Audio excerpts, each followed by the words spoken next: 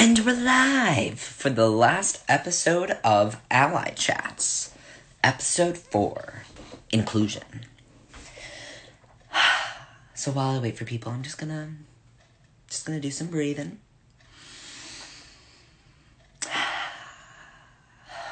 Oh, that feels good. Nice little exhale. All right, let's do this.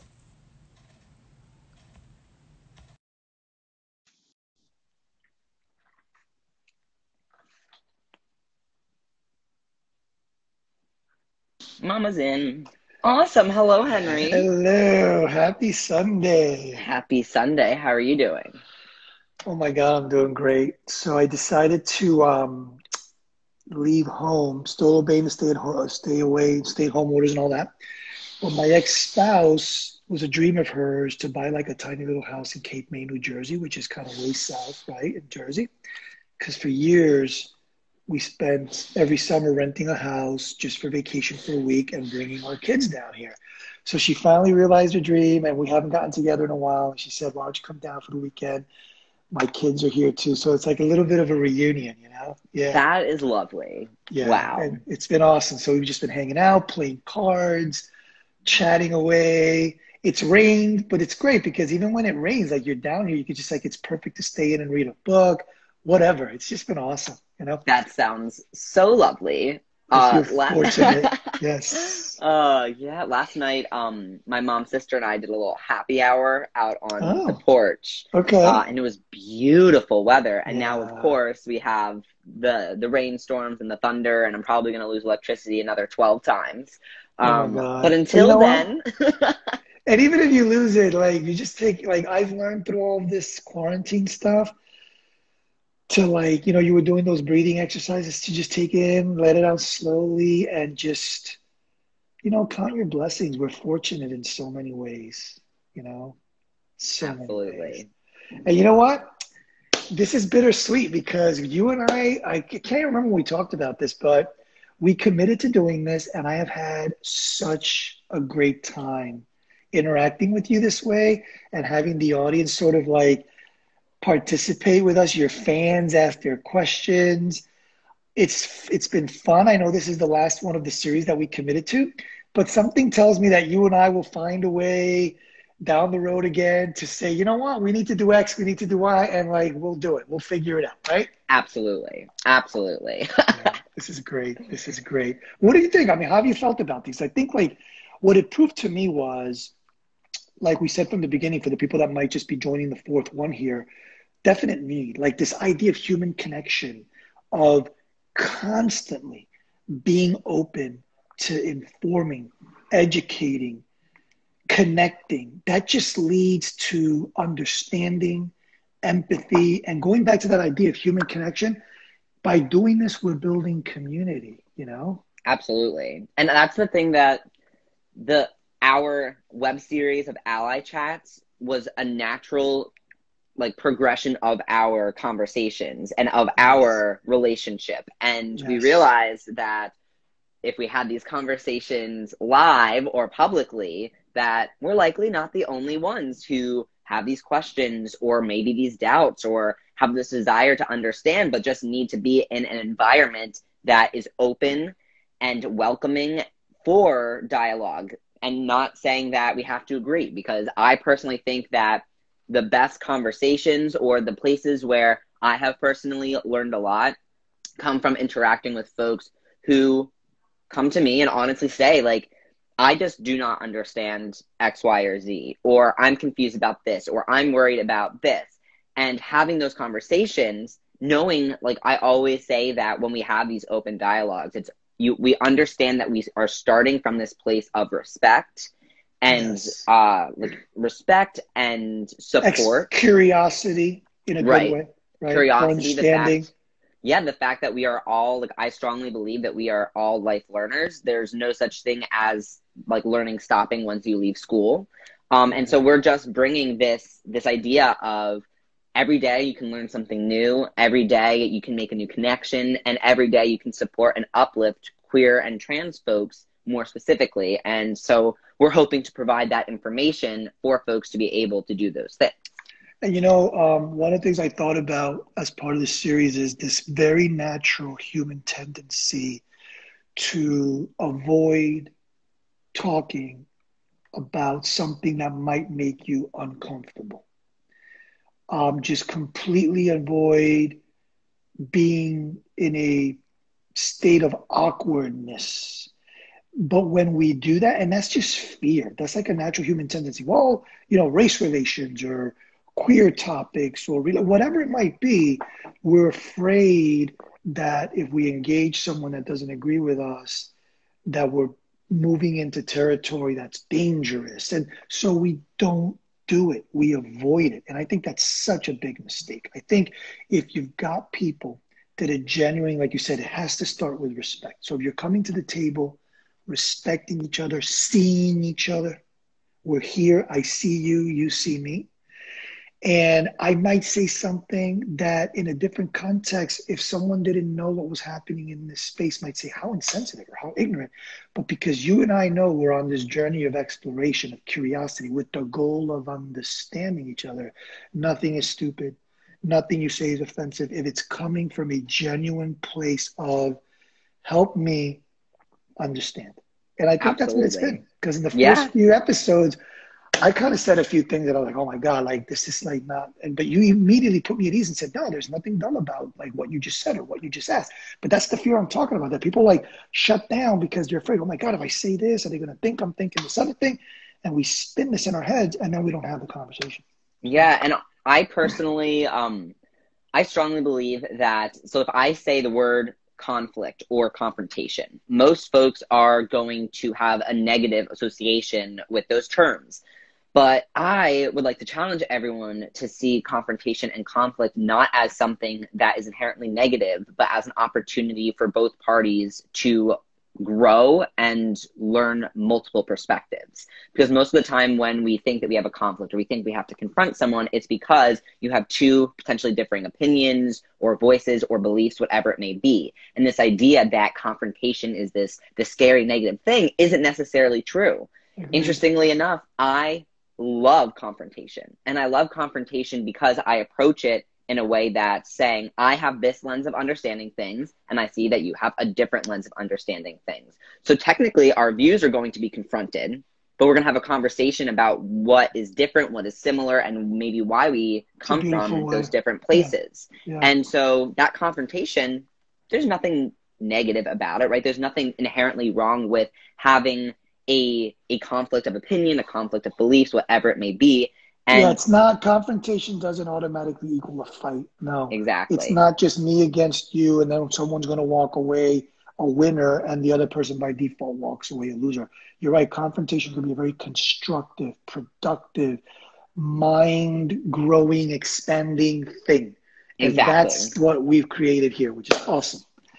So, I've got a lot of questions on today's topic. Can't wait. We talked about identity, expression. We got into the really fascinating world of like pronouns. And we talked about transitioning, all aspects of it, social, medical, legal, and all of that. That was last time. Today, we're going to try to tie it all together in a way, right? Because I think this has just been building to this idea that as allies, me as a gay man being an ally to transgender people in that beautiful community and just the world in general, as we build bridges of understanding, it's about seeing each other and including each other. This word, inclusion, inclusive, it's a beautiful word. It means that we're around the table and there are no outsiders. Somebody's here, they just showed up, they're invited as equals to the table. So today we want to talk about creating inclusive spaces and language, safe spaces for transgender people to feel like theirs isn't always an uphill climb, that there are plenty of us out there that are wanting to lighten that burden. So that's how I'm seeing the subject. I don't know if you want to put your own sort of spin to what you think inclusivity means. Yeah, of course. So something that just registered in my mind is this idea of what exactly is inclusion, because it can look like so many things. So even in the title of our episode, we say inclusion and we say like physical space and like mental emotional space, right? With the language versus physical space. That's right. But then even on top of that, we need to define what inclusion looks like. Is inclusion assimilation? Is inclusion redefining what beauty means or what bodies look like? Is inclusion the idea of taking what we currently have, or is it creating a new system altogether that doesn't inherently have these negative associations and harms to trans people? So if I hear you, like your definition of inclusion should include this concept of expansion. And I love the word that just triggered something. I mean, you said assimilation. Assimilation. It doesn't have, because assimilating almost, look, I'm not only a gay man, I'm also Latino. There's so many things. And a lot of times when the majority welcomes maybe a marginalized or a minority group, it's from this perspective of I accept you, but it's more like I accept you and I would love for you to become and look and behave and do things like me, like the majority. Exactly. And that's not fair, because you're then asking people to assimilate, and by definition, they're sacrificing, compromising, or giving something up that's valuable to them. And that's exactly wrong. And that's exactly why I wanted to mention that even to begin, we have to define what inclusion means, because for many folks who are in the majority, so for folks who are cisgender, white, upper class, Christian, name whichever, able-bodied, etc., right, who have this ideal in our society, their definition of inclusion is probably assimilation. But you got to break that down. Yep. I have no desire for me to assimilate, and I have no desire for my community to change our beautiful values, our cultures, our expansive ways of being, to assimilate into a traditional sense of the binary this or restrictions on that. And so I want to say that our definition is confronting the idea that assimilation is the ideal, because it is not. Because like you said, assimilation means that as the marginalized group, we would inherently have to give something up or strive for an ideal that was not previously defined by us. And no, I love it. Nope. Yeah, we don't want that. That's not what this is about, because then we're just shutting the world down. We're shutting possibility down. We're shutting potential down. And I'll just say one more thing, and then I have a specific question. And that's, think about the concept of marriage and how being LGBTQ has expanded what that means. And for many gay men, for example, for gay men, which is my experience, there was some people in our community that were sort of against the idea of fighting for marriage, because what they thought was, what we're doing is fighting hard to join an institution that's already been defined, and they want us to assimilate into what that definition already is. And what a lot of gay men have chosen to do is clearly want the respect that comes with saying, of course you can get married, but really blowing open and erasing the edges of maybe what that used to mean, and figuring out a new way of doing that, whatever the hell that looks like for us, maybe for transgender people, for lesbians, doesn't matter. Like, take the concept of marriage and a sacred union, whatever sacred means to you, to that commitment, and defining it for yourself. It doesn't have to look exactly like what it has looked, but the important thing was that people recognize our right to enter in that kind of commitment and give it the same weight that everybody else gives their own. Exactly. Because that's the first thing when I was thinking of the like assimilation versus like opening and redefining the world, was this idea that I would argue that most things are not completely perfect or completely horrible. And so in that same vein, we have the very complicated impact of having the ability to legally marry someone of the same gender or the same sex. Because on one hand, there is this inherent desire to be seen and recognized, which legally recognized. There's a dignity to that, There's a dignity exactly. And having that respect from the government that is supposed to be supporting you, that sees you and your relationships as something that is beautiful, is protected, and is visible, not hyper visible because we're policing it, but visible because we love and accept it. And so that's what I would say is the greatest part about gay marriage, right, being legalized, is opening the conversation on the fact that the government plays a massive role in defining what respect and dignity means for queer what's people. Legitimate, what's not. That these relationships, our relationships, are springing forth from the same legitimacy as everybody else's. There's nothing less or more than nothing. Same legitimacy, right? Exactly. The one thing that I would say, though, about the assimilation with the gay marriage like coming to pass is that there are many folks who are, whether they are cisgender gay folks or trans straight or trans queer folks, whoever it may be, who they themselves live within the binary. They,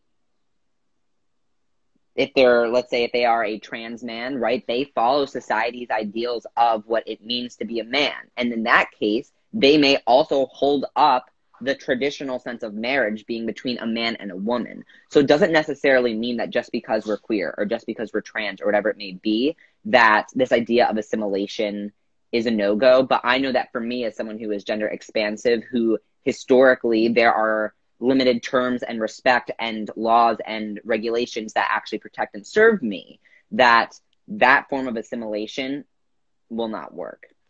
So we have to redefine that too. So let's talk about space. One thing that, for a while seemed absolutely ridiculous was how everything that had to do with transgender people, the transgender community, was confined and limited to this crazy argument about bathrooms. And, people being very offended by creating and accommodating spaces in ways that were inclusive to transgender people for restrooms. So let's use that to anchor a conversation about inclusivity around physical space. Absolutely. So tell me more about and those debates haven't ended, by the way, obviously, but what's up with that? Why are people so damn afraid? It's a bathroom, Exactly. And so I actually have a couple of different things to note on that. And one has to do with language in physical spaces. So I learned, so I was an intern at GLBTQ Legal Advocates and Defenders in Boston about 2 summers ago, I believe. And while I was there, they told me that whenever we are referring to the restroom, right, anywhere where there is a toilet, a sink, etc., to always call it a restroom and not a bathroom. Because the psychological association with bathroom has to do with derobing or unrobing and being physically exposed in private spaces. And so you don't want to trigger that association necessarily in a public space, because those are the same the same arguments about not supporting trans bodies in restrooms, is because it's this private space that needs to be protected for women and children. That is the dialogue that that there are all these sexual connotations about taboos and appropriateness, and I get it. But restroom has more of a neutral connotation to it. Right. So for instance, restroom is a place where you do your business and you go, because that's exactly what it is. Right. And so some of the words that you just said that are absolutely a part of this this transphobic anti-trans sentiment is this idea that restrooms are private spaces, but then added onto that you have this it's not necessarily subconscious, but it certainly isn't being advertised as being so, that they are sexualizing these public spaces where there's no need for restrooms to be sexualized. Right? We're wrapping it around that and morality and judgment and taboos, when it's just take that completely off the table. Why are we including that kind of stuff in there? Exactly. And restrooms on top of that are areas that are very highly gender and sex policed. So, for instance, if you have someone who presents androgynously or who maybe doesn't fit the ideal of what a woman looks like or what a man looks like, and they walk into a restroom, not only are they going to be policed by the people who are in that restroom with them, right? By the people that see them and the comments that they may face. Sure. But then they also know that because of this heightened fear of bodies who don't fit ideals in these spaces, there are very real potential physical, mental, and emotional repercussions for folks who aren't this societal ideal of a woman or a man. So how do we make the space? Because I'm thinking there's so many, right? There's the restroom, the experience you had when you were on the sports team with the locker room, right? Gyms, just think about gyms. You know, if I'm a transgender person and I belong to my local gym and I feel that this is the one I feel more comfortable using, like, what do we do? Like, we have to educate people, because the minute I step into that locker room or that restroom, like you said, depending on how I choose to express myself, if that doesn't conform to what everybody in that room all of a sudden thinks is man, woman, this, that, whatever, it's a powder keg. It's like a ticking time bomb where that person, I can't even imagine, literally every time they have to use a restroom, or let's say they travel for vacation or whatever, it's not just the gym they always use. It's like every single time they step into that space, they don't know what the hell they're stepping into and what's going to happen. Yeah. And that's like a really high stress, high anxiety way to live. 100%. And so all of the things you just said are things that I experience daily. And especially before I decided that what was in my best interest was to take testosterone and have top surgery, it is a conversation that you have with yourself every moment that you are in public, which is, am I physically safe? So needing to look around at the environment. Who is here? Like, what is going to happen to me? Like, what decisions do I have to make about my navigation of physical space so that I am safe? And being safe physically may mean that you are putting your mental or emotional health in the garbage. Because if I want to use a men's restroom and I am pre-top surgery and I am, let's say I'm in my school's gym and I know that that's a safe environment, I may be able to protect both my physical and my mental emotional safety and use that restroom knowing that that's a safe place. But the moment that I step into a hotel public restroom or the airport, or like you said, on vacation, it's a different game. Do I need to decide that in order to be physically safe, I need to use a either single stall restroom or the women's restroom? Making that decision will put me down regardless. Yeah, the fact that you have to struggle with that. So how does the rest of the world begin to make that less of a stress, anxiety-ridden experience? So I know that based off of my personal experience, it is so easy to make physical spaces accessible. Okay. And so, for instance, for so me, it's when not I a hard problem to solve, is what you're saying. It is not. It is not. I mean, first of all, we need to have district or federal state policies that are protecting trans people's ability to navigate space based on the most authentic version of themselves, which is lacking in many states. So that's something that obviously is a first. But for me, I went to college in Maine, and like I said, for the majority of my college life, I didn't have top surgery in college, and I wasn't on T until the very end. And so for me, I didn't necessarily pass as someone who had a male body, right, which is very frequently what many trans masculine folks, they want to present themselves in this masculine way with this maleness, and in order to be able to safely use spaces. Now, I'm not saying that everyone does that, but that is certainly something that many folks do. And for me, as someone who still had a chest, did not have a masculine body, I said, screw it. I'm going to use the restroom or the locker room that most closely aligns with my identity. Because when I was faced with the women's restroom and the men's restroom, the picture on the women's restroom of someone wearing a dress, and then the picture of someone on the men's restroom of someone wearing pants, I felt more connected to the pant human. And so even though I may not Even though to have the people that you stepped into that world for might have seen you and said, "What are you doing here? Like you're in the wrong room." But you had to exactly. deal with that. You had to deal with the stress of what the reaction was going to be when you stepped in. Yeah, but I personally made that choice knowing that for me, I wanted to make sure that I felt affirmed in the spaces I was using, and I was able to do that because of understanding the environments I was in. Now, that doesn't mean that it was easy breezy, because it absolutely wasn't. I would walk into a restroom and I would be laughed at. I would hear like people start talking about me under their voice as they were leaving the restroom, or I'd see people stare at me when I was leaving the restroom. So it's certainly not a space that is judgment free, but I also knew that for me, those people do not matter. Their Yeah. ignorance, it And hurts. but it's a matter of education too, broader, deeper education. But you're right, there are going to be people that are going to resist it no matter what. So as allies, is there anything, again, this might sound silly, but like if you're on vacation or you're with a group of friends or relatives or whatever, would it make it easier or would it be insulting? Like if you and I went out and we went to a movie with a bunch of us together, and then you decide you need to go to the restroom, and I'm like, "Do you want me to go with you?" Like, does that make sense? It Like does. It to say, "Are absolutely you does. okay? Do you need somebody to go in there with you?" Like that kind of thing, so you're not stepping into it alone.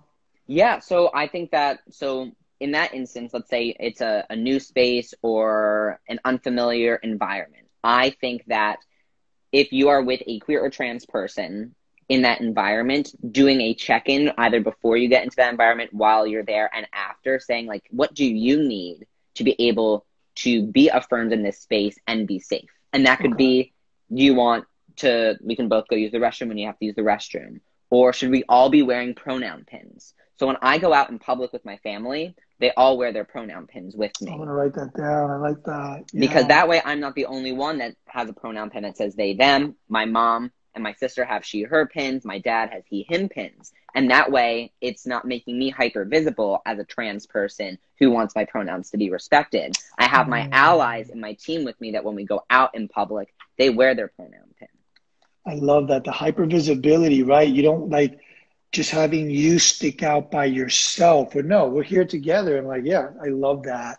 So it's absolutely a good idea then for someone, the non-transgender person, to be like, listen, you're going to the restroom, want me to go with you, like, and let them, decide, sure, whatever, thank you, but that's a definite um, show of support for sure. Absolutely. I think that regardless of the situation, always like, if you know that you are with someone who is dealing with like this push from society, this lack of recognition, and this hyper visibility for having this marginalized identity, that doing a check-in like, hey, would you be comfortable with me correcting people if they use the wrong terms or pronouns? Or would you like me to ask Mm, them if there is a single stall or gender neutral restroom? So pretty much checking in with the people that you're with, saying, hey, you shouldn't have to do this alone, right? This shouldn't all be I on love it. you. I love it. You're throwing a party, you're getting together, you're going out to dinner. Like, make sure that you check in with these places and you're like considering what your transgender friend may be stepping into. Just like I'm allergic to shellfish, and I mean, I don't want to belittle it, but like you call ahead and like, are you allergic to it? Yeah, I want to make sure I can't, none of this is on the menu. Can you accommodate the fact that I can't eat these things? And if they say no, then why the hell would I go there, right? Like, it's like, but you don't want to show up there and find out that that's the case. And one of you in the group are like, well, what am I doing here kind of thing. Yeah, Yeah, that makes exactly. sense. That makes And then, sense. so there, that's like the aspect of, there are, as an ally, you can show visible support, which is so easy, but also one of the most impactful things I've found. Like if I see someone with like a little like ally pin or pronoun pin or whatever it may be, or if someone asks me my pronouns, etc. And Mm, so I would always recommend that allies wear your pronouns, whether you're going to a bar, you're going to class, you are filing paperwork at wherever it may be, right? Like wear your and just walking pronouns. down the street. Yeah. Wear Boom. your Very pronouns. visible. Yeah, I love that. I love that. At your house, hang a pride flag, hang a transgender pride flag, Yes. something that is a visible sign of support and affirmation, because we do not have enough of those. And another thing that I would say is about the actual things that we can do in physical spaces. have a lot actually to do with inclusive language. So when I joined the men's squash team my senior year of college, I pre-T, pre-top surgery, right? So I was going into a very private space with all cis men. And for me, one of the biggest things that helped me feel the most comfortable in that space was that I asked the athletic director if I could create signage to put up throughout the facility. And so I created different signage that when you first walked in, you saw this is a gender inclusive facility. Please use whichever parts of our facility that most closely align with your gender identity. And then you had another one of those on the men's restroom door and another one on the women's restroom door, just saying like, please, like, unfortunately, we do not have access to gender neutral locker rooms. Please use whichever locker room most closely fits and makes you feel affirmed. So Lex, on that, I'm sorry, before I forget this, on that note, because I think it's very important when you had that experience, what would have been the more appropriate thing, if that's the right word in your experience? You choose, let's say, to go into the locker room that's more associated with man, right? Yet you were pre-top surgery. Guys in locker rooms take their stuff off, right? So maybe there was a meeting beforehand. And what I'm getting at is, would you have felt better, or did you feel better when you could just go in there and take your shirt off, even though you were pre-top, and all the other guys do the same thing? Or, oh, let's go first, then we do our thing. Or no, Lex is here, we're here, it doesn't matter, let's just whatever. Like, what of those was the more affirming for you? Yeah, so it was definitely a process. I was the first out trans athlete at my school and in all of squash. And so it was all new territory that we were navigating together. And for me at first, I knew that I felt most comfortable being in that masculine space versus the women's locker room. And it starts with seeing the sign of the stick figure with the dress versus the stick figure with the pants. And so I knew that the most affirming environment for me would be following the stick figure that looked most like me. So going into that space was automatically affirming to be able to walk into that space and claim it as my own. And my athletic director and I worked to make both locker rooms more private, because it's something that all athletic spaces need. It's not something that's like, oh, we need to have this just for Lex because Lex is our like trans teammate. Like, no, right, let's like this again, the hyper visibility around. Let's change all this because now we've got to treat right. That seems to like not be a good thing because you don't want to stick out like that.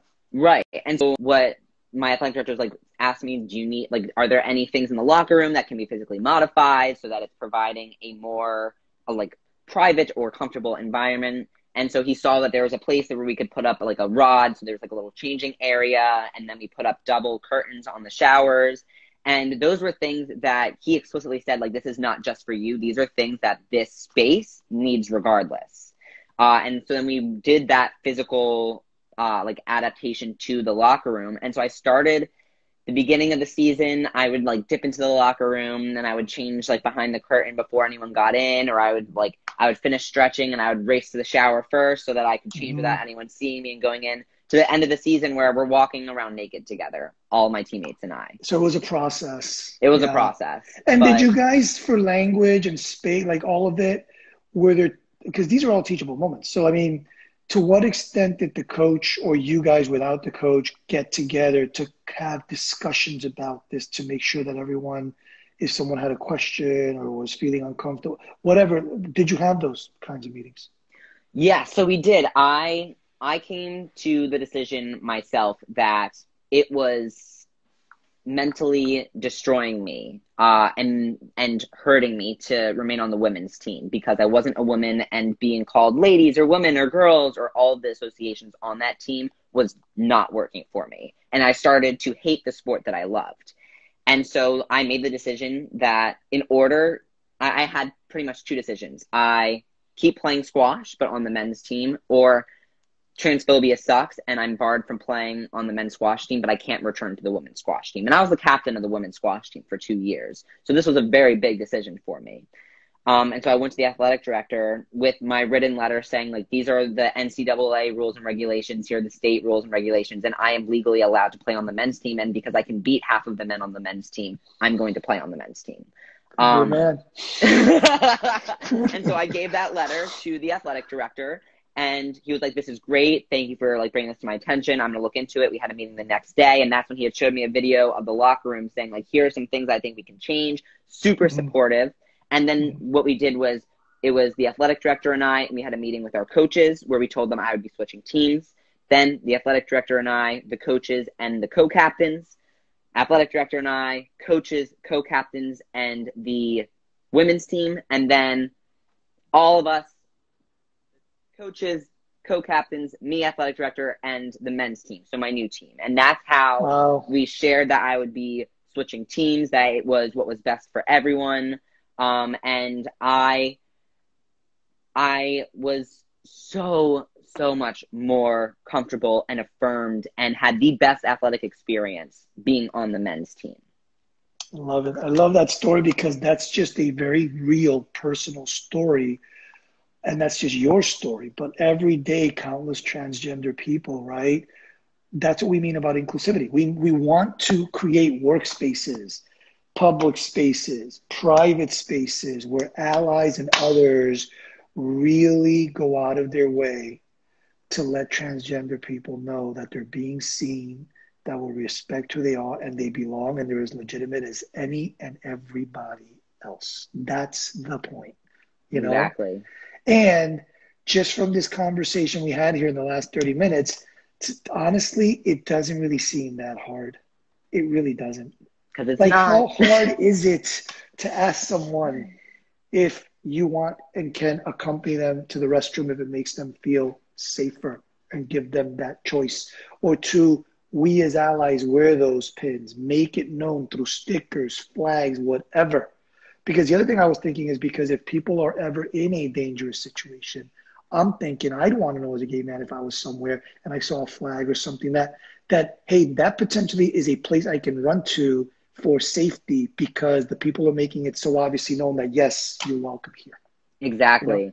And so adding on to that, another thing, and we talked about this, I believe, with the respect and pronouns episode, is that another very easy thing that all people, whether trans or not, queer or not, can do is use inclusive language in public spaces, in private spaces, because you do not know if the person that you are around is trans or not, because maybe you or someone that's in your family or in your environment makes demeaning comments or doesn't respect genderqueer people or whatever it may be. So even in your private spaces, it's important to use inclusive language because you don't know who you are impacting.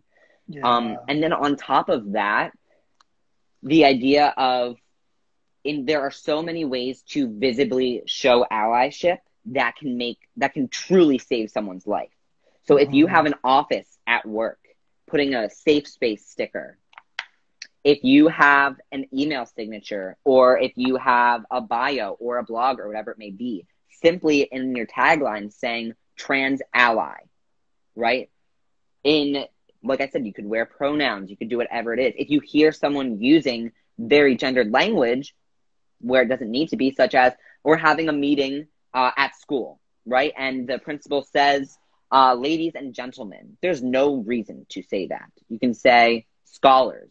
You can say guests. Students, whatever. Students. Yeah, if you're going to it. say ladies and gentlemen, you can say, what is it? It's guys, gals, and non-binary pals, right? If you're going to do that, then you should include an inclusive label there. Yes, got it. Yeah, I love it. I love it. Okay. Wow. So visibility is such key, whether that is the visible sticker, allyship. I love that. Visibly show allyship. Right. Like it can be in physical writing. Spaces, in language, in so many different ways.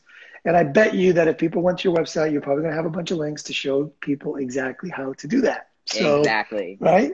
Yep. You know, this has been great. I know we want to keep these to like 30, 35 minutes or so, but I am so proud that you and I have connected.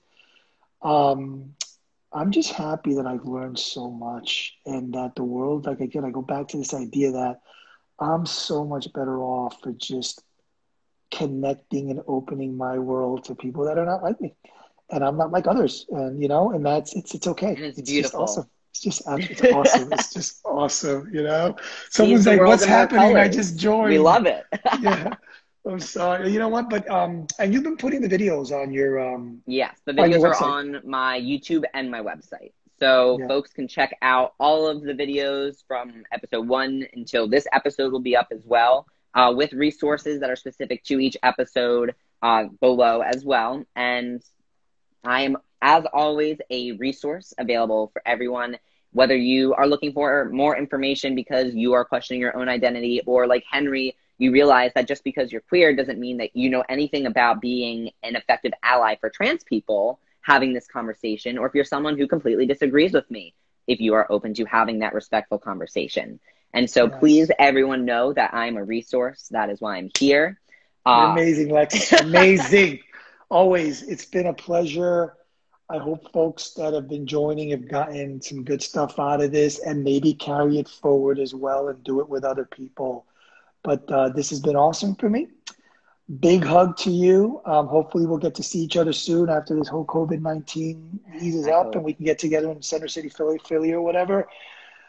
But enjoy the rest of your weekend, and thank you for joining me and putting this series together and just getting this out there and just getting it done.